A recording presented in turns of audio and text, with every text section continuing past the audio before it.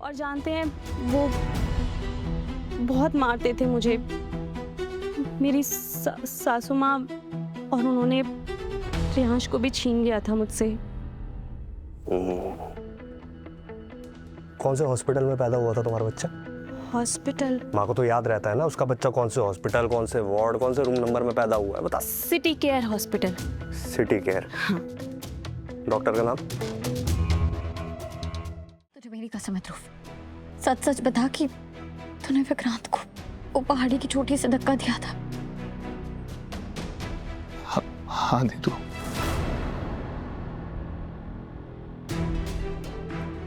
क्यों ध्रुव, मेरा भाई किसी की जान लेने वाला कब से बन गया? जैसा तू समझ रही है वैसा बिल्कुल भी नहीं है।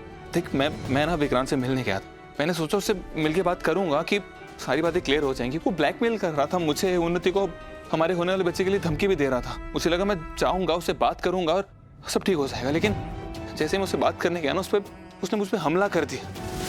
मैं खुद को बचाने के लिए सेल्फ डिफेंस में थोड़ा सा उसको पुश कर रहा था और अचानक से वो हाथ से गिर गया। दी तो मैंने जानबूझ के नहीं किया, सच में मेरी कोई गलती नहीं है इसमें।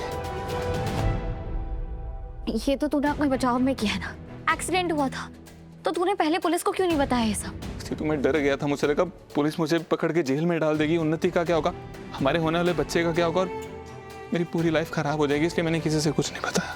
तूने एक बार भी नहीं सोचा कि जब सच सबके सामने आएगा तब उन्नति और बेबी का क्या होगा?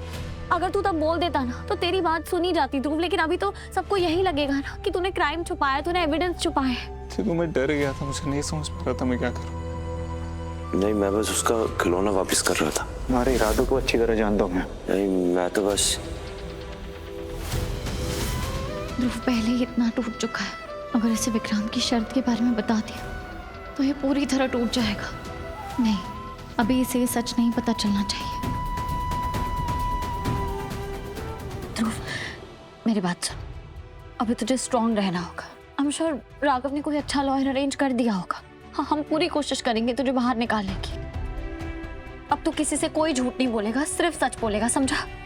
ठीक है, तो मैं सब सच बोलूंगा, लेकिन तुम उन्नति पे कोई प्रेशर मत आने देना प्लीज, उसका ध्यान रखना। राघव और मैं है उसके साथ। Madam, time over. तो ध्यान रखना। ओके, अपना ध्यान रखना, बी स्ट्रांग।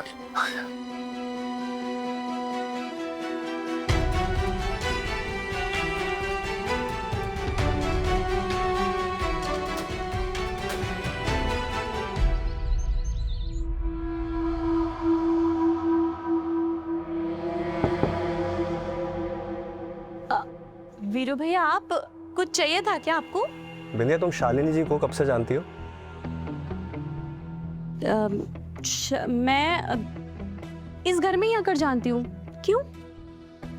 ऐसे ही। वो क्या है ना, कल मैंने देखा था आप दोनों को एक साथ, काफी कंफर्टेबल लग रहे थे, जैसे पुरानी जान पहचान हो। अब इस घर में रहती हूँ, इस घर का हिस्सा हूँ, तो थोड़ा सा बॉन्डिंग हो जाती है। और फिर वो मुझसे इतने प्यार से बात करती हैं। तुम्हें पता कैसे चला था कि तुम्हारा बच्चा इस घर में है? बच्चा मेरी पड़ोसन ने बताया था। वो मेरी सासू माँ ने ना बच्चा सीमा को दे दिया था, और फिर सीमा उसको यहाँ लेकर आई थी। तुम्हारी सास तुम्हारा बच्चा किसी और को क्यों देगी? वीरू भैया, मेरी सास ना मुझ पे शक करती थी। उसको लगता था कि रियांश उनके बेटे का बेटा नहीं है, उसके बाप कोई और है। लेकिन ऐसा कुछ भी नहीं था। और जानते हैं वो बहुत मारते थे मुझे, मेरी सासू माँ, और उन्होंने रियांश को भी छीन लिया था मुझसे। कौन से हॉस्पिटल में पैदा हुआ था तुम्हारा बच्चा? हॉस्पिटल? माँ को तो याद रहता है ना उसका बच्चा कौन से हॉस्पिटल, कौन से वार्ड, कौन से रूम नंबर में पैदा हुआ है, बता। City care hospital. City care? हाँ। डॉक्टर का नाम? लेडी डॉक्टर थी, नाम तो याद भी नहीं आ रहा मुझे। कोई बात नहीं, कभी कभी कुछ इंपॉर्टेंट इन्फॉर्मेशन हम भूल जाते हैं, जब याद आएगा बता देना।